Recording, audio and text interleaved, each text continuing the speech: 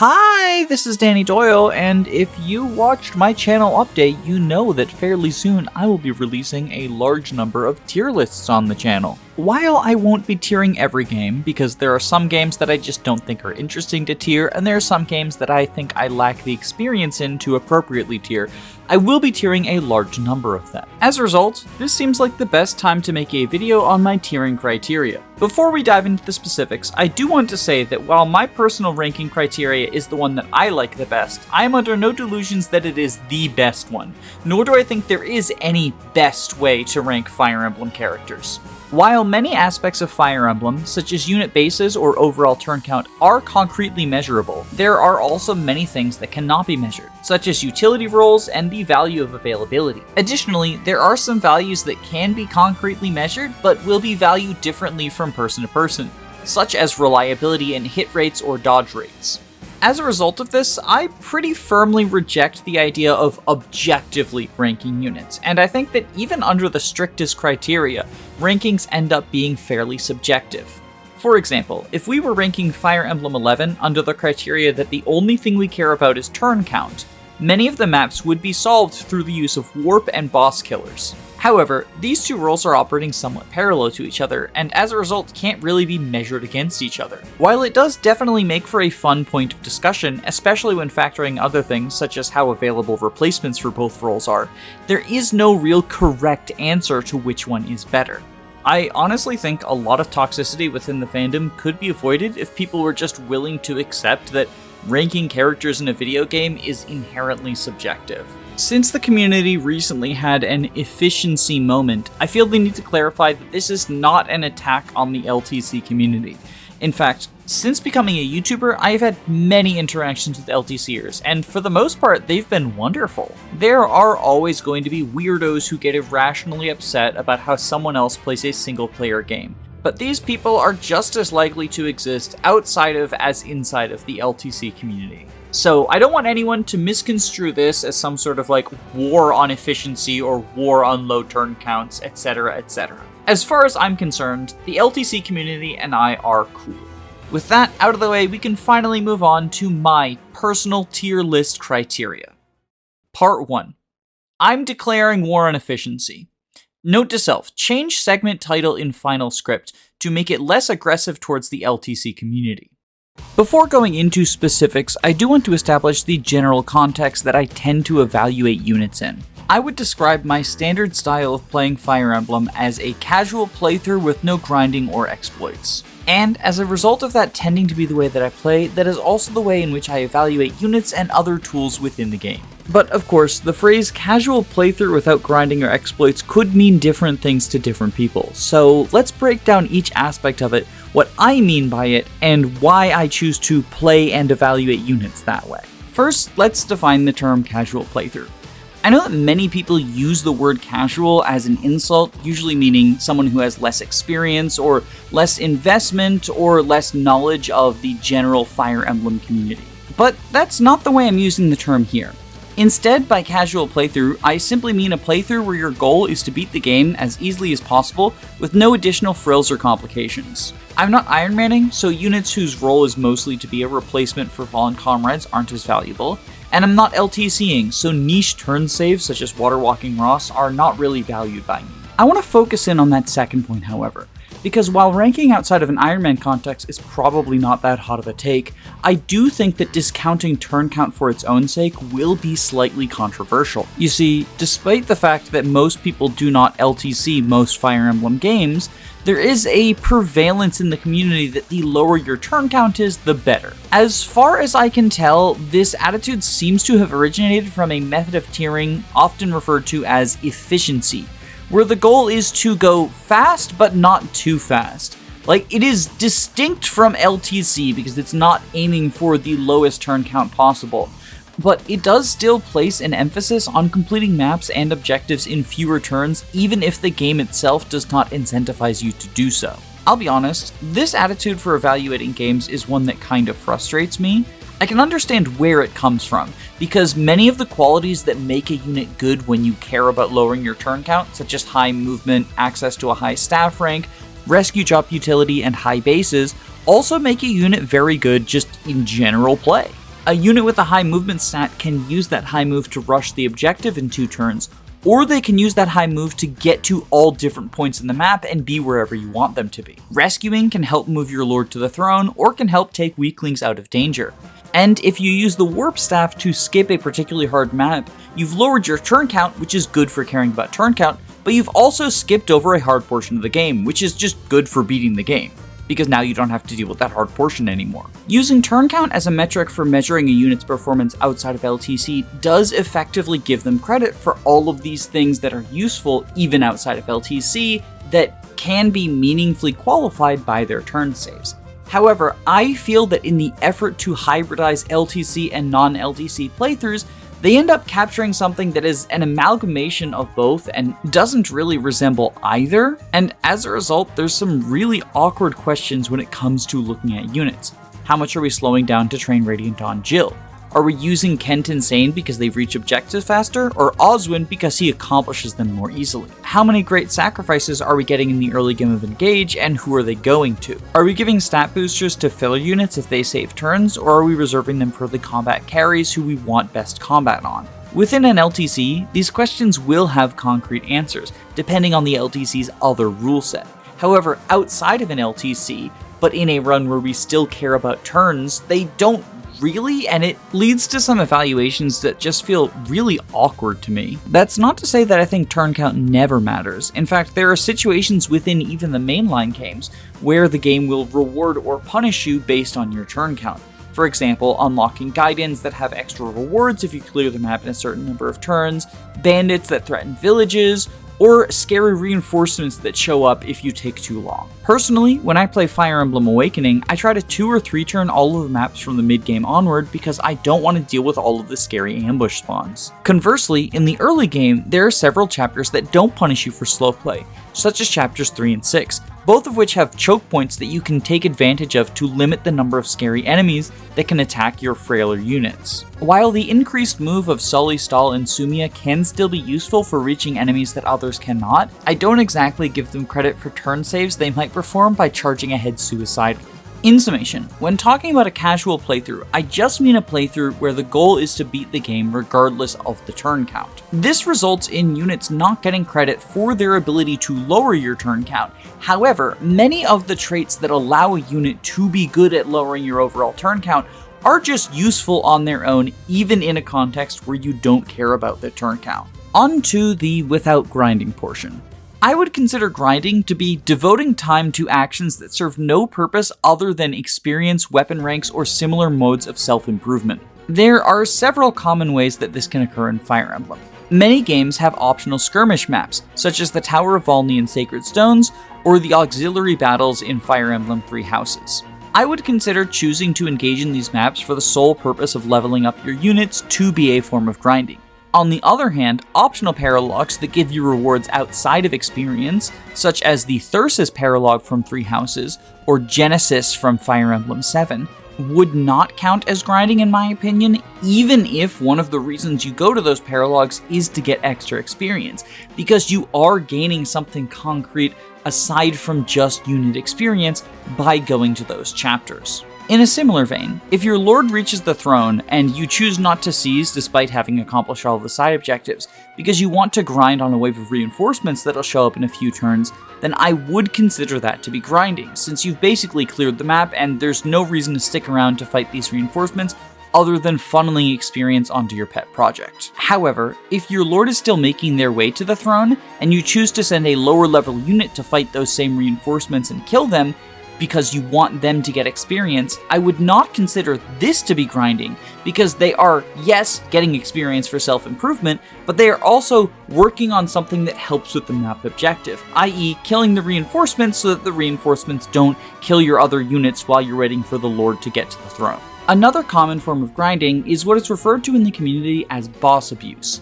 If there is a stationary boss on a healing tile, as is often the case in Arcanea, you can attack him over and over but never kill him, let him heal up and then attack him again and again to gain basically infinite experience. Intentionally failing to accomplish the objective with the sole goal of overleveling a unit you like is something that I would consider grinding. On the other hand, Shadow Dragon Gordon often naturally gets a few levels in Chapter 1 because the safest way to take down the boss is legitimately to attack him from 2 range, and Gordon is one of the best candidates for doing that.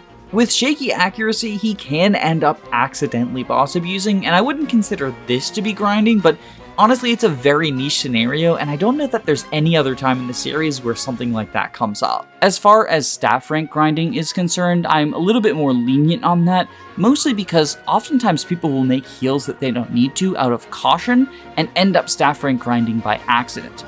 I do think if you stand around at the end of the map spamming barrier just to build rank, then that is something that I would personally consider grinding. But if your staffer has a free action on a turn where others are trying to progress the map, and they use it to barrier someone up, I wouldn't consider that to be grinding, mostly because of the context surrounding it. In one instance, a unit doesn't have anything useful to do on that specific turn, and so instead they do something for self-improvement. In the other instance, everyone else is not doing anything, so all that is being accomplished is your one unit's self-improvement. Now, full disclosure, I will sometimes participate in grinding for my challenge run playthroughs. For example, in my Tiering Saga 0% Growths playthrough, I spent in excess of 200 turns going through the arena to grind up infinite money. Despite this, I still discount excessive grinding in my evaluation of units, and the reason for this is that if we allow excessive grinding, units become very, very samey. The Tower of Valny is available starting in Chapter 9 of Sacred Stones, and you can make anyone endgame ready at that point. If everyone is capable of being endgame ready by Chapter 9, then there's not really that much separating these units from each other. Sure, there are still a few distinctions, such as weapon type and movement, but that's really it. A 2020 Ford, Kyle, and Franz might have slightly different stats from each other, but they're functionally the same when it comes to taking care of the enemies in Sacred Stones. I think that a criteria that allows for more distinctness within the cast is preferable to one that allows less. However, also on a personal level, I just find grinding to be unfun, and so for a more casual playthrough, I discount grinding entirely, because I'm playing the game to have fun. Lastly, for no exploits, I basically mean no glitches. Stuff like the enemy control glitch or the credits warp in FE1, I would not consider to be a normal way to play the game. Sure, speedruns take advantage of them and it can be very funny, but in a casual playthrough, it's not something that I typically have on the table. Heath is definitely busted if you give him Vida's Spear, but that doesn't really give him bonus points in my book. The reason I discount these are similar to the reasons that I discount grinding. One is I don't typically use them, and so I'm not going to factor them in, and the other is that I find that they end up having units blend together. Everyone has access to the monster weapons if you abuse enemy control in FE8. If you use the Mind Glitch, Vida's Spear can be given to any Lance wielder, and if you take advantage of the Crit Glitch in Fire Emblem 9, then basically anyone can be a player-phased elite bot.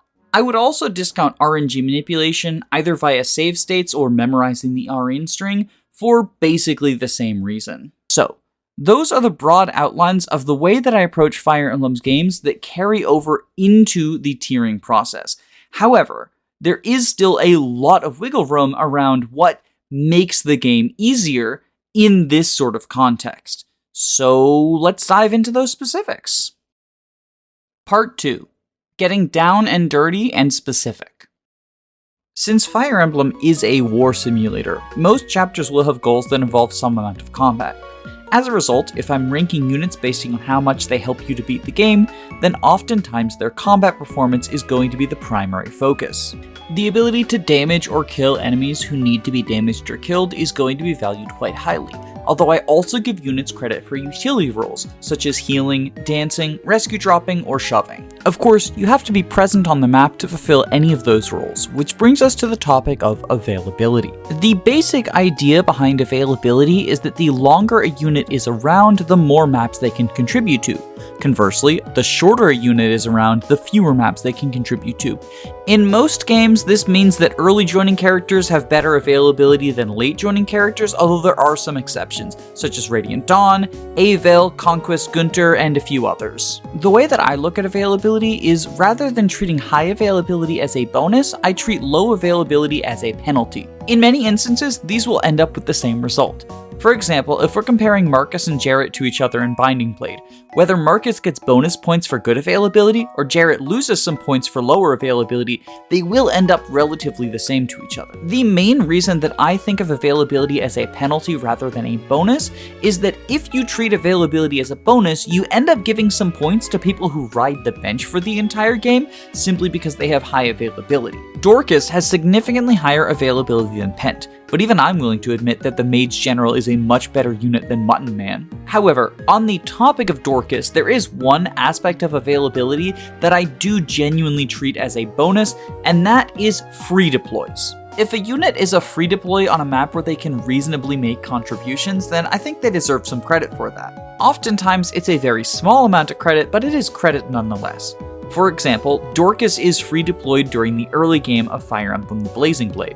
He is occasionally able to tank hits and do a little bit of inaccurate chip. It's not much, but it's honest work. On the other hand, Lyn is a free deploy in several mid and late game maps, but she's not doing that much damage even to the weak FE7 enemies. As such, I find it pretty difficult to give Lyn credit for her free deploys. On the far opposite end of the spectrum from free utility is recruitment cost. Now, I know many people choose not to penalize for recruitment cost, since the idea is we're just supposed to compare the units to each other and their performance, and while I understand where this perspective comes from, it's not one that I agree with. I personally think that a unit's recruitment cost, if they have one, is part of how they're going to impact your army. If you choose to use Beowulf, you need to pay him money. A unit's cost doesn't just come in the form of the material you give them, though. Sometimes there are Aaron versus Samson situations where two units are mutually exclusive from each other. In this case, I kind of say that the loser keeps losing, and I penalize the worst unit for missing out on the better.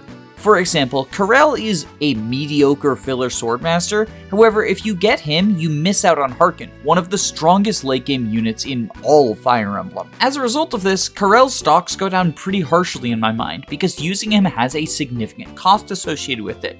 On the other hand, I do not penalize Harkin for the fact that you miss Karel, because, well, Karel is the inferior choice. Since the game is designed to only give you one unit, you're not missing an extra unit if you pick Harkin, but if you pick Karel, you are missing the better unit. Now, whether or not I penalize is going to be on a case-by-case basis. For example, with Wallace and Geats, there's a really complicated recruitment situation with them, so I don't really penalize for either of them, even though Geats is better, Wallace is easier to get. But yeah, I will address that in the various games where those come up. The last thing that I would personally consider a cost for a unit is if they demand a resource that could be sold or given to someone else in order to function. For example, Dart needs the Ocean Seal, which could be sold for a lot of money. While there are other units who need promotion items as well, Dart's is a more expensive one-of-a-kind item that can only be used by him, and so I do factor in the financial deficit when evaluating him. Same goes for Lyn and Elliewood and other units in similar situations. But on the topic of promotion items, I want to talk about how I evaluate units who are strictly worse than their competition. In Sacred Stones, there are 4 units fighting over the first Night Crest. Franz, Ford, Kyle, and Gilliam, but Gilliam doesn't really count, so there's actually only 3 units who matter. Franz and Kyle each make somewhat compelling arguments for the Night Crest, and there are trade-offs for whichever one you want to make Paladin number 2. However, Ford kind of is just a strictly reverse version of Kyle. I think his badness is somewhat exaggerated because he is fine if you make him a paladin, but the fact that he is just a worse version of Kyle means that he is almost never going to get that Night Crest outside of an Iron Man situation where he's the last Cavalier left alive. While there are many resources that do not have a definitive best user, I also think it is fair to factor in when a unit is extremely unlikely to get a resource that they need. As far as stats go, when evaluating units, there are 2 major factors that I take a look at. The first is what they can do at base, since this is something that will be possible in every single playthrough that you choose to use them in, regardless of how RNG screwed they get. In general, a unit who has a good performance at base will be better than one who needs some training before they get a good performance. However, the other area that I look at is average stats. Since in most cases level ups are RNG dependent, averages help paint a picture of what a unit can be expected to be capable of, even if it's possible that they're capable of a little bit more or a little bit less. These two ways of looking at units are not unrelated, however. If a unit is incredibly competent at base, then they are more likely to see a bunch of combat, and as a result get more levels and stay on track or even ahead of the level curve. For example, in Fire Emblem Fate's Conquest, you get Arthur and Effie in the same chapter.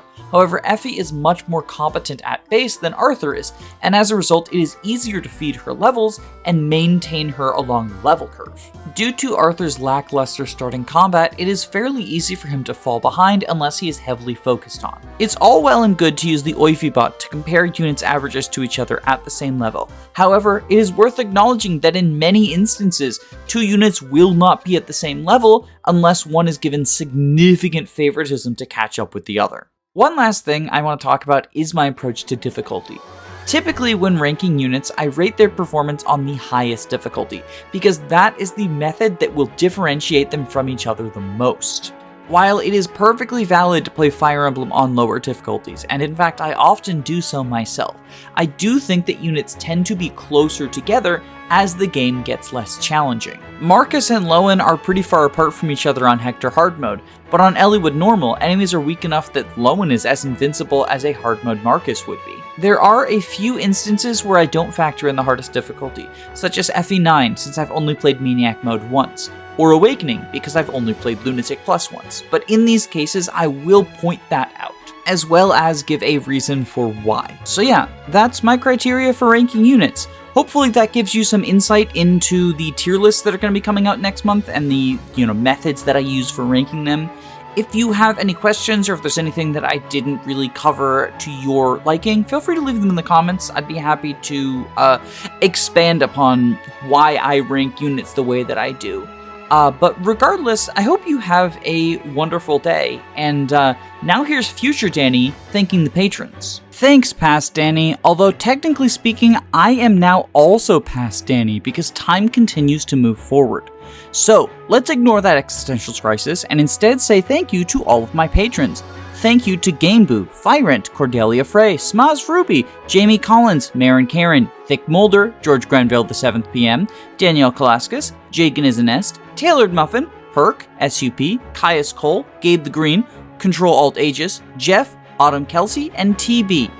Your support means the world to me and it allows me to continue to make these awesome videos. If you are interested in supporting the channel, there is a link to my Patreon below. It comes with a lot of benefits like early videos, voting, etc, etc. But please, only do so if you are financially capable of doing it without it being a huge cost. I don't want anyone going broke over Fire Emblem videos, alright? If you'd like to support me in free ways, you can always like the video, subscribe, share it with someone you think would like it, or just comment for the algorithm. And regardless of what you choose to do, I hope you have a wonderful day, everyone, alright?